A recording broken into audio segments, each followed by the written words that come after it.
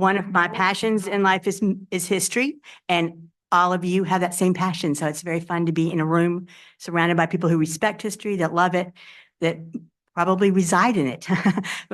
Most of you are owners of historical homes. So today we have brought in a very special speaker who knows a lot about this with her personal passions and also with her educational background. She works with the Virginia Department of Historic Resources, Joanna McKnight. She is their architectural historian in the Eastern region of the Preservation Office. Her responsibilities include facilitation, coordination, and review of the National Register of Historic Places and their nominations for cities and counties in the region. She provides guidance and advice to individuals and homeowners such as yourself. She consults and its governmental entities throughout the preparation process. She also presents the nomination at the board's quarterly meeting. Prior experiences of hers include historic resources and easement management. She holds a Master of Architectural History with a certificate in historic preservation from the University of Virginia. Before that, she went to NC State. So she has quite the illustrious background. I am Holly Horton, the director of the Middlesex County Museum. I'm thrilled, again, as I said, to have you here. I will go ahead and have Joanne come up. At the end, she will have a questioning session. And then one of our members of our museum is here today, who is also a preservation lawyer, and he has agreed to take some questions also and speak a little bit. And then we'll be winding up. Before I forget, I would love all of you to come to the museum if you haven't been recently, because we've made lots and lots of changes and included many more stories that involve the people that lived in the historic homes that are here in Middlesex County. So without further ado, Joanna McKnight. Thank you so much. I am just going to stand here for a second and say thank you for having me before moving over here to the side so I can see my presentation. But I have been back in Virginia for about 6 years, and this is the first time I've really gotten to stop in Middlesex County. I worked on a project for the St. Clair Walker School, I think a year or two ago, and that's really been my only interaction with anything here. So I am very thankful for the opportunity to be here and would love to do more here. And I'm happy to be a resource for any property owner, any resident who has questions about their historic buildings. We are here for you. So would love to work with you all in the future. So I'm going to move over here so I can see what I'm talking about.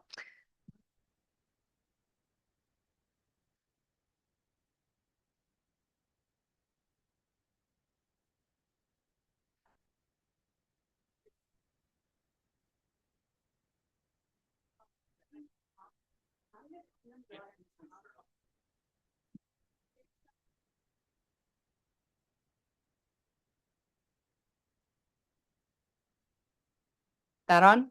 Okay, sorry, that was very clumsy. I've never had that much difficulty moving from one to the other, so I'm sorry about that. Let's see. So I'm going to speak primarily today about the National Register of Historic Places and the Virginia Landmarks Register. But before I get into that, just a little overview about DHR.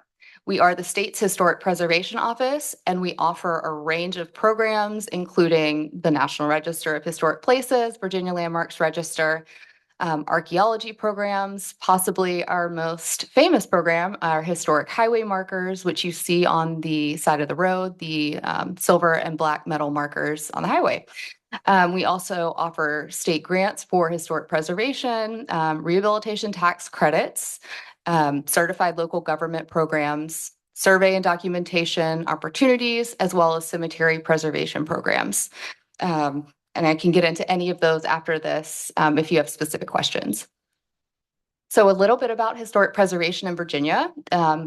Primarily, we like to think of it as a patriotic way to celebrate your local history. We have one of the nation's oldest state registers, and it is one of the most robust in the country. We are one of the busiest historic preservation offices, and I'm so proud to be a part of that. So in 1966, the Virginia General Assembly established the Virginia Historic Landmarks Commission, which was one of the first statewide preservation offices in the country. Later that year, Congress passed the National Historic Preservation Act. That act created the National Register as the official list of structures, sites, objects, and districts that embody the historical and cultural foundations of the nation. It named the National Park Service and the Department of the Interior to manage the register. So in Virginia, we administer it for the National Park Service, I guess, in collaboration with the National Park Service technically, but we also manage our own state register. So both of these registers operate together, parallel almost. Both of them are non-restrictive and non-regulatory, completely honorary. There are over 3,500 places on Virginia's historic lists. Since 1966, we have listed over 500 historic districts in addition to all the other individual buildings. These lists are truly just lists. They are not local districts. They are not any type of restrictive designation. This is not an establishment of a park. It is not a place that the state or federal government have an active presence. These are official lists of cultural resources that are significant in American and Virginia history, architecture, engineering, archaeology, and culture.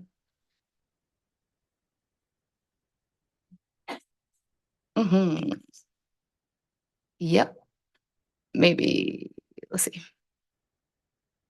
I don't know how to move that anywhere else, but there you go. Okay, so a little bit about the registers. You can have either individual property listings or historic district listings. Middlesex County has a variety of both, thankfully. You can nominate buildings, sites, structures, or objects to the registers, and these are typically listed due to architectural, engineering, or archaeological significance. Historic properties that are significant for their association with important historic events, trends, and patterns of development, as well as individuals, can also be listed in the registers. The register has plenty of benefits. Again, all are honorary. They increase the public awareness of a community's historic resources, and hopefully, typically we see encourages preservation. Places no restrictions or obligations on private property owners using private funds. Register provides for careful review of negative impacts of federal government funded or permitted projects. It doesn't stop projects, but it forces the agencies to consider historic resources. And one of my most favorite benefits is the opportunity to provide financial benefits, such as tax incentives on rehabilitation tax credit projects, as well as the opportunity to participate in DHR's preservation easement program, which would provide perpetual protection for a resource. So Middlesex County, I went through and compiled some of the properties that are listed here in the county. You see you have a nice variety here, including 2 historic districts, the building we're sitting in now. But for as big of a county as this is, I would have expected there to be more listings. So we just have to do a little bit more work here and encourage the register program. But it's, again, a nice variety of properties we have here. A little bit about historic districts. There are 2 here that are National Register districts. You have the Saluda Historic District as well as the Urbana Historic District.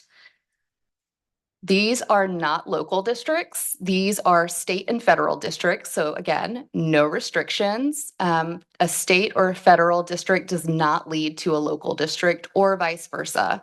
So where I am in Richmond, we have a lot of local historic districts as well as National Register listed districts. Those districts come with a lot of ordinances, restrictions, and things like that. But these register listed districts are completely different. Again, honorary. Historic districts have had and will continue to not have any effect on property assessment or tax assessments. Historic district designation does not have any or little impact. Typically, I have not seen it have any impact, but I like to say little just to cover my bases on roads, bicycle lanes, or infrastructure. And districts do not impact zoning. Everything like that really is administered at the local level. So a little bit about the process for evaluating a property for listing. The step one is to complete a preliminary information form, which is a basic outline of a property describing its physical features, its setting, the interior of the building, exterior of the building, and then describing the history of the place and why you think it is important enough to be listed in the registers. As well as sending in photos of the building, historic and current photos, or would be great. So we could see what it looked like historically, but minimally current photos. So we would take that preliminary information form and evaluate it within a committee at DHR. There are about 15 of us that sit on that committee and determine whether we think it's eligible for the registers. If we find it eligible, then it goes before our state review board, and they also concur, hopefully, with our determination or disagree with it, which I've never had happen, but concur. So we have to get to 2 steps of approval. And then at that point, the applicant or property owner is eligible to nominate their building or not just building, building object or site to the register. Once we work through that nomination form, then it goes to the National Park Service for their review. Let's see, what kind of properties can be nominated?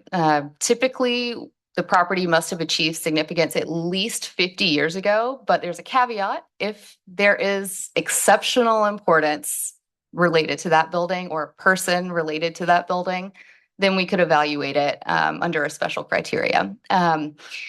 Again, it must meet one of the register criteria that I kind of mentioned in the beginning, broad theme of history, architecture, or associated with a person, or archaeology. And finally, one thing that people really don't consider is that the property must retain a high degree of physical integrity. And integrity really doesn't mean condition. It could be in terrible condition, but have high integrity because all of the parts are still there. Even if they're in bad shape, they're still there. It's intact. It still feels like it would have felt when it gained its historic significance. So there are a few things that go into it.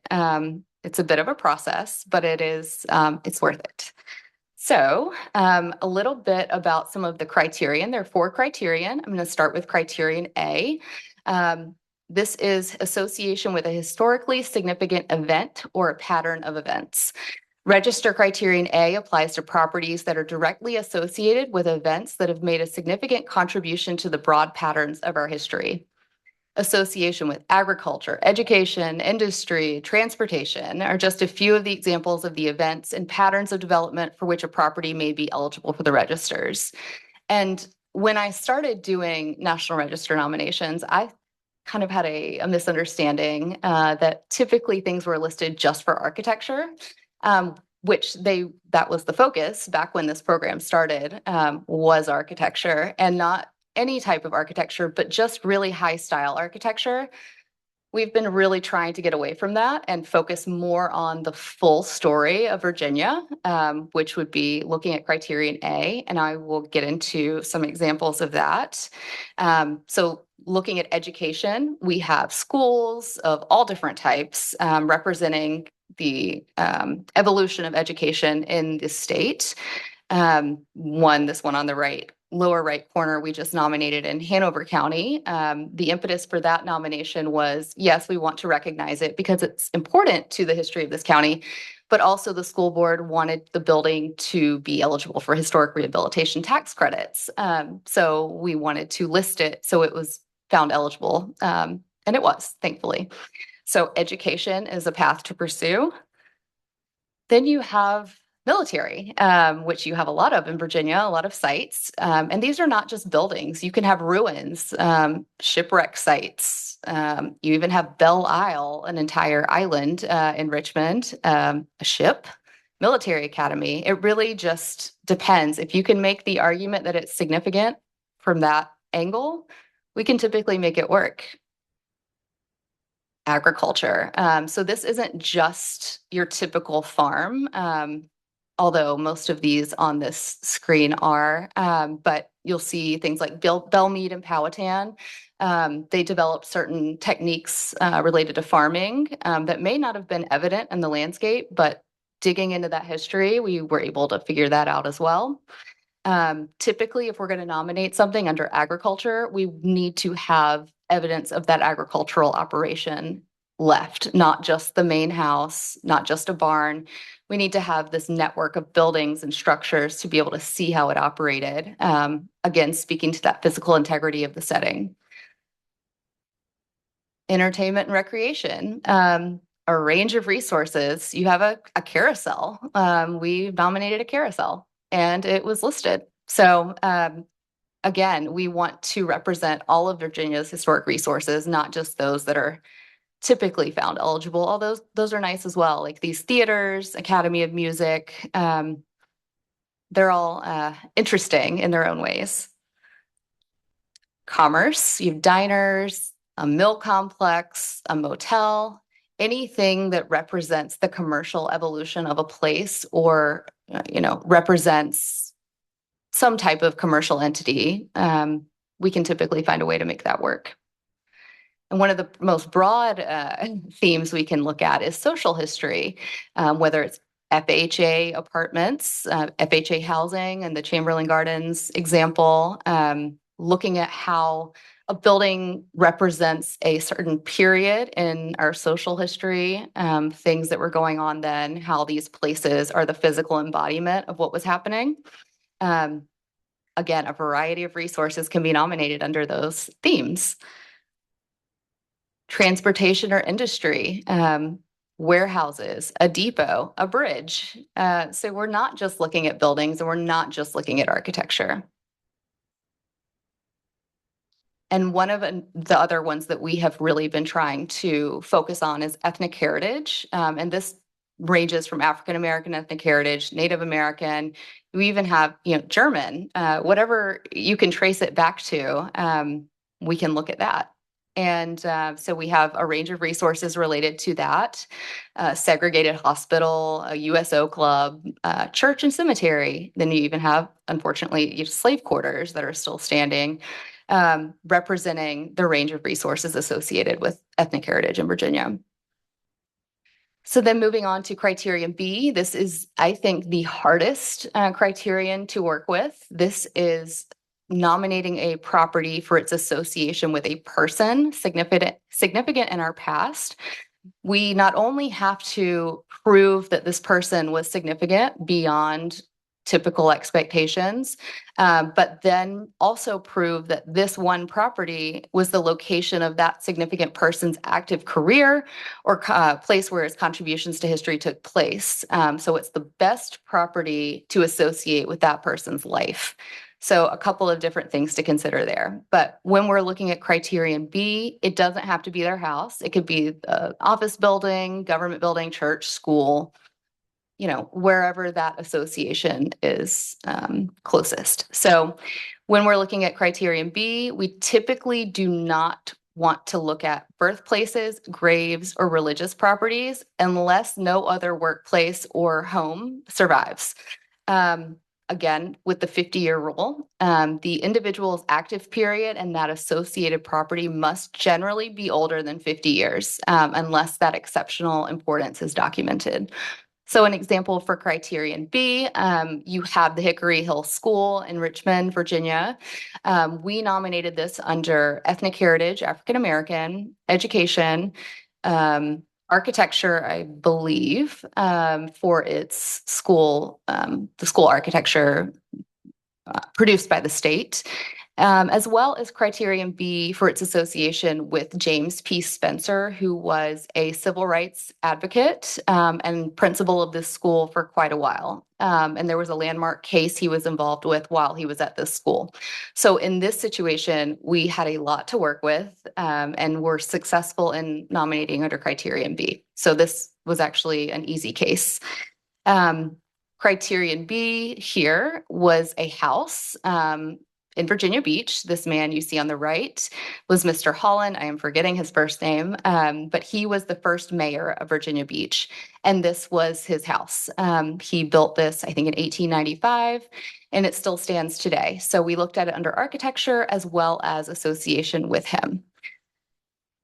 And then we have the Bell House, which is in Westmoreland County, Alexander Graham Bell's house. It was owned by his father, but it was nominated for association with him because it is said that he practiced some of his quote unquote inventions at the house. So we looked at that under architecture as well as association with him. Okay, so moving along to criterion C, this is what you typically think of the register: architecture, these fancy houses, at least that's what I thought it really was in the beginning. Distinctive architecture or engineering, or the work of a master possessing high artistic value or a distinguishable entity. Those would be historic districts. But as you'll see, we're not just looking at these fancy houses. We are looking at architecture as a broad topic. So you have lovely Prospect here in Middlesex County, which is a very nice building. But you also have things like the Benjamin's Department Store, which you would think more, all right, this could be nominated under commerce, but we're also able to consider under architecture because it is an example of this department store architecture of the early to mid 20th century. So you really can take an angle for almost any building, as long as you can make a good argument. We like to be creative in how we nominate things. Some other resources, we're not just looking at buildings under architecture, which again was another kind of misnomer of mine when I started. We're looking at things like ships, lighthouses, bridges, because those are examples of engineering and architecture that may have taken other forms. Blue Ridge Tunnel, it's a fantastic feat of engineering. So we just nominated that within the past couple of years. So the reason I'm showing you all of this is I want you to see that there are a range of resources. These aren't just buildings we're looking at. Variety of resources, objects, structures, sites, as well as buildings, but not just buildings. We can also nominate under landscape architecture, multiple parks in the city of Richmond, where I live. I'm sorry, I keep pointing to Richmond. It's just what I see every day. Parks, cemeteries, the downtown mall in Charlottesville, landscape architecture, planned landscapes, planned environments. They speak to how our society functioned at a particular point, moved around and interacted. So interesting that you can nominate for landscape as well. And finally, criterion D. This is the most fascinating to me, but the most mind-boggling because I do not deal with underground objects, resources, but thankfully plenty of people in my office do. So we do list a lot of resources under criterion D for archaeology. This applies to properties that have yielded or could yield important historic or prehistoric information. Such a property is usually an archaeological site, but a cultural landscape or building might also qualify. What distinguishes criterion D is its emphasis on the property's ability to provide information. I like to think of it as what questions can this property answer? So if we can come up with research questions and the site has integrity, we can look at it under criterion D as well. The Pleasant Ridge School Historic District, this little building in the right corner, was a schoolhouse in Virginia Beach that was moved to this site in the early 20th century. And we nominated under criterion D because we were able to do archaeology around the site and answer questions about the operation kind of this building when it was in existence and how African-American education might have looked at this time. But we also nominated under education as well. But adding the archaeology in was a nice twist. And finally, this site is Airville. It is in Northampton County. It has been continuously occupied for over 400 years, I guess. And this one came about, it was before my time here. It was probably 6 years ago. A caller called the Eastern Region archaeologist one day and said, "Hey, I found this pot. I was digging, and this tree fell over. There was this hole in the ground and it looked like this pot, handle was sticking out. Can you come take a look?" And they ended up finding this incredible site. They found multiple buildings, outbuildings, just representing every phase of this property's existence. So they have been working on this to excavate, I guess, and dig for since then, and they found so much that tells the story of this property. So we were able to nominate this under architecture, of course, for the amazing federal house there, as well as archaeology for the questions it's able to answer about domestic occupation on this site over time. So that is just a very broad overview of the registers. I mainly wanted to just show you again, like the variety of resources we have here in Virginia, and it's not just buildings that we're nominating for architecture. So I would love to do more in Middlesex County. If you have any resources that you're interested in nominating, I would love to work with you on getting that process started. That is it for the register presentation, but I know you probably all have questions, so I'm happy to go. Early on, you told me this is a free service, is that correct? So we are here as a resource for property owners throughout the state. You can call anytime if you have questions about your house, maintenance methods, best practices, advice from either archaeologists, architectural historians, conservators, really anything. And if we can't help you, then we will certainly know someone to refer you to. We would love to help you. So unfortunately, I know this was prompted by recent demolition. There's not much the state can do in terms of protection unless we're working with a preservation easement or within a certified local government, local ordinance perspective. But we are here as a free resource for if you want to preserve your building, the best way to physically preserve something. We'll work with you. We'll come out and do a site visit. We'll document the building, send you archival information. We really are here as a resource to help as much as possible. Yeah. You have a list of historic properties that are not listed, in other words, that are potential Yes. candidates that you might, from your end, approach owners to say, hey, you've got something here. I wish I could do that. We have a list. We have a really great database with properties that have typically been either submitted to us by just curious individuals, property owners, or properties that we have surveyed throughout the years. But it is really hard for us without crossing a line. I have actually thought about sending a letter before, just saying, hey, I noticed your house. We're here as a resource. But that really does not sit well with a lot of people coming from government. But it is something I am trying to figure out how to do.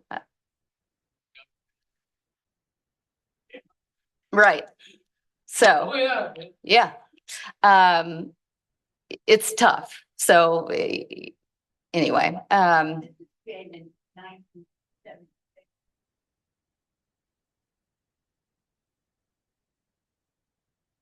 book in 1976. Yeah.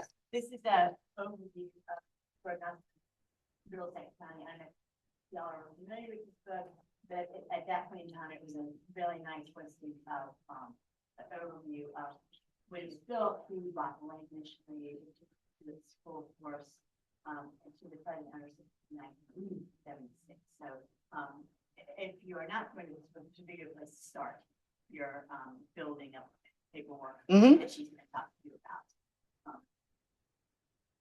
We brought some today during that for $20. But this is a fundraiser for the museum. But this was if somebody calls the museum and asks about their house, it's the first place to go. This is a great resource for probably 75% of the property. Not everybody answered the letter in 1976, and not everybody worked with the committee in 1976. So not every house in the county. But it is a good place to start. Yeah. The properties that have No. Yeah. And I encourage people to consider listing. I mean, I would say most properties on the register have been modified. We don't want to make people live in a museum. These are buildings that need to be used, and we understand that. They just have to That's okay. Yeah, it just has to retain enough physical integrity for it to have that historic character and really resemble what it would have looked like in the period we're saying it's significant. Um, as long as the addition doesn't completely dwarf the original building and the walls haven't been completely taken out on the interior, things like that. But yeah, I think most buildings have been altered. Yeah. I don't know who to pick.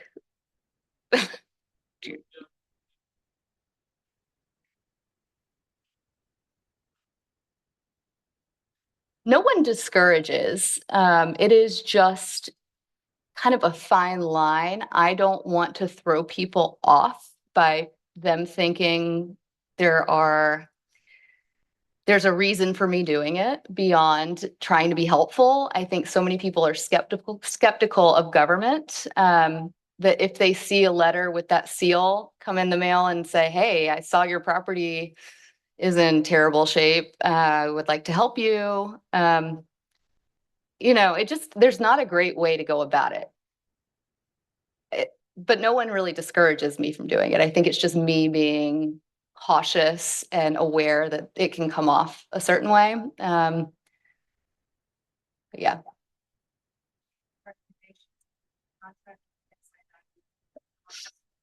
So we keep a historic trades directory at DHR, but I have to give the warning that it is not endorsed by DHR. So we can't technically recommend anyone in particular, one over another, but we have the list that names have been submitted. And typically people will ask if I've worked with someone. If I have or haven't, I'll just give my honest opinion. But from what I've found, most people do decent work. It's just finding someone who has the availability. That's the problem now. There are just so few people, but yes, we have that. And I'm happy to send that. It is so sad to drive the roads of Middlesex County and see buildings just falling down. It is. I don't know what to do either, to be frank, because these are privately owned properties for the most part. Now, if you have a locally owned, municipality type of thing, that's different. But if it's a privately owned property, all I can do is say, here, I'm a resource, and I'll come out and visit and tell you what I think you should do. Here are some ways to maintain your building, preserve your building, renovate your building. But we can't make someone do anything, unfortunately, unless there is a preservation easement in place. But yeah, it's very difficult, not just here, throughout the state.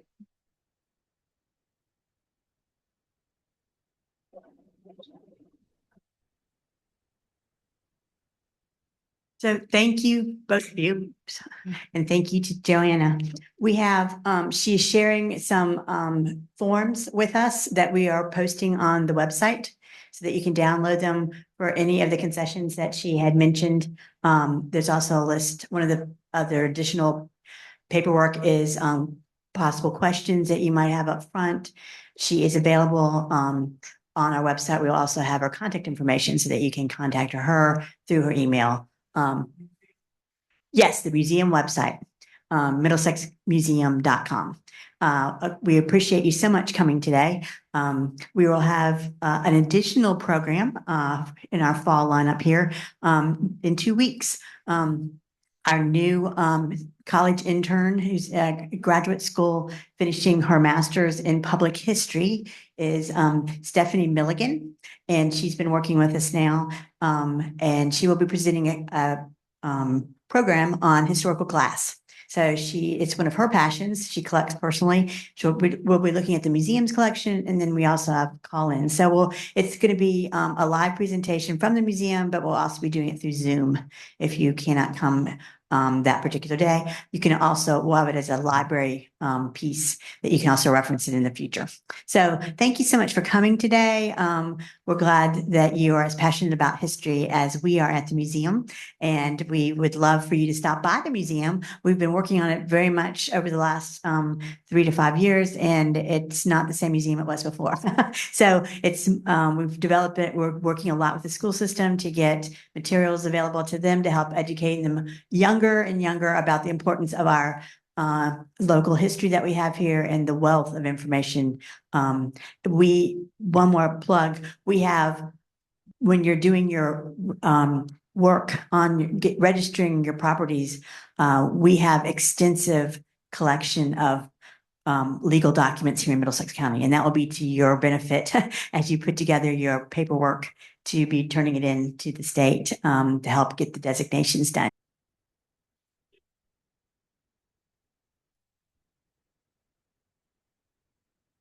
Keep someone from walking downstairs in the planning director's office, getting a permit for $25.50, and then going out and tearing the building down without anybody knowing it until it was torn down. Let's see. As Mr. Montague was saying, local ordinance is going to be your, I think, best bet for a, broad protection, or at least review of demolition. Local ordinance, however you accomplish that. And unfortunately, I am not well-versed in local politics. I mean, I understand what happens a lot of the time, but the mechanisms with which you would create these ordinances, at which levels and that kind of thing, that is where an attorney, I think, would be really helpful in working with your city staff to come up with these ordinances. We also have certified local government status, which it was developed by the National Park Service. It is a collaboration between state, federal, and local governments. It is basically a certification that a locality has a preservation mindset, and they're willing to form a preservation commission or board, as well as enact a preservation ordinance. But again, you have to have everybody at the local level on board. And that is your biggest struggle, I think, is getting everyone on board to create that ordinance, whatever form that may take. Oh, absolutely. For certified local government, that is something we would work with the locality to develop that certification. And I'm happy to connect anyone who is interested in that with our certified local government coordinator.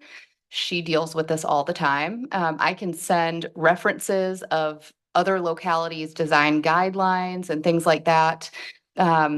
If that's of interest to anyone who is forming these ordinances, anyone that is interested in, yeah. Mm-hmm.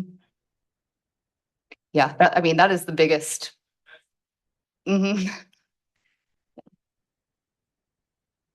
And I am happy. Yep. Right. And I am happy to work with anyone who is interested in doing that. It is not my job at all. So I would put you in touch with the CLG coordinator. But if that is something anyone is interested in hearing about, I have gone to talk to city council and other places to just talk about the importance of an ordinance. That's your best bet for broad protection, because yes, you can do preservation easements, but that's one building or one resource. And that, again, requires listing on the National Register. So a preservation ordinance wouldn't require that for every building. Absolutely. I'd just like to make one quick comment. I'm Marilyn South president, and I know some of these farmhouses, and I know two, one of the owners is here, of 1700 structures that still stand in Middlesex County and are still used. And it blows my mind. And it's just incredible. And I think that some people, not everybody has the lands down. We have much humbler residences that could very well be considered for a preservation type title. And we need to understand that not everybody was king of the court. And so I encourage all of you to think about it, and we'll certainly encourage and work with the county and see what we can do and what we can come up with. It's important stuff. Yeah, I'm on planning commission. Yeah, I'm just a local irritant. Right. Are you the chair? No, no, but I think it all needs to happen. We can't one by one lose our beautiful homes, small, big, I don't care what they are. I know about Oakenham. Oakenham is in good hands. I'm meeting with the owners on Labor Day weekend.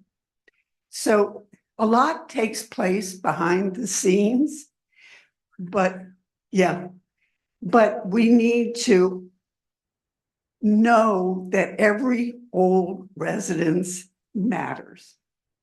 They all matter. So we will do what we can and work with Joyce and whomever she designates we work with.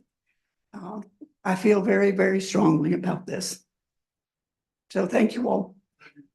Anything else you all want to ask? Joanna?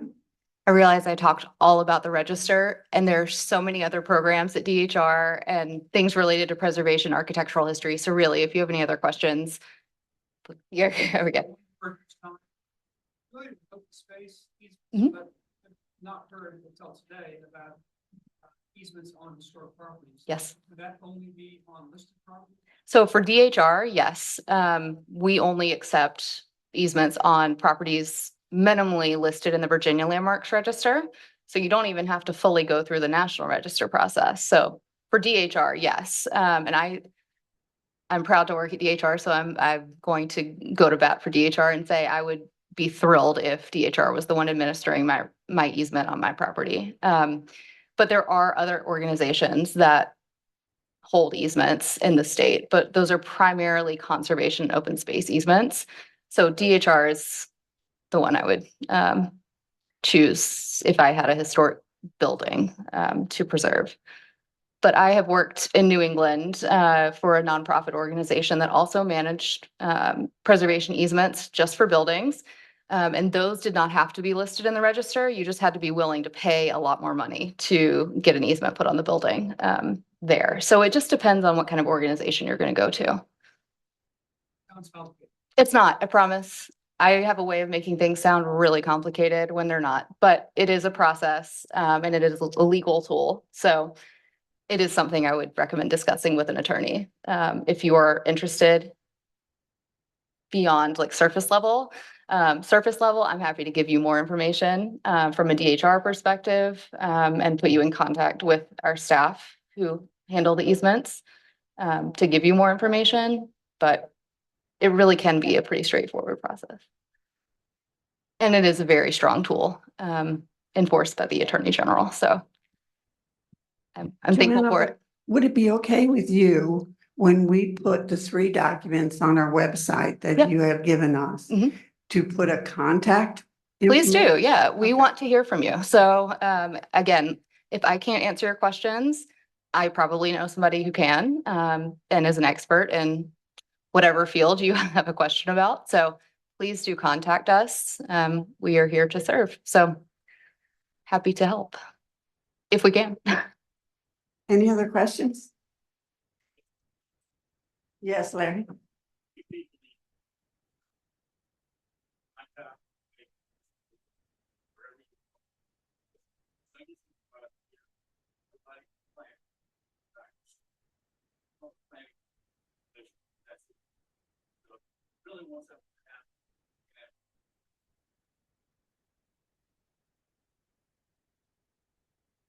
Thank you.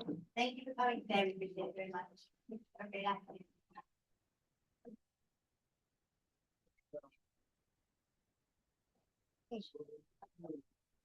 I'm gonna mess that up if I try to turn it off. Sorry.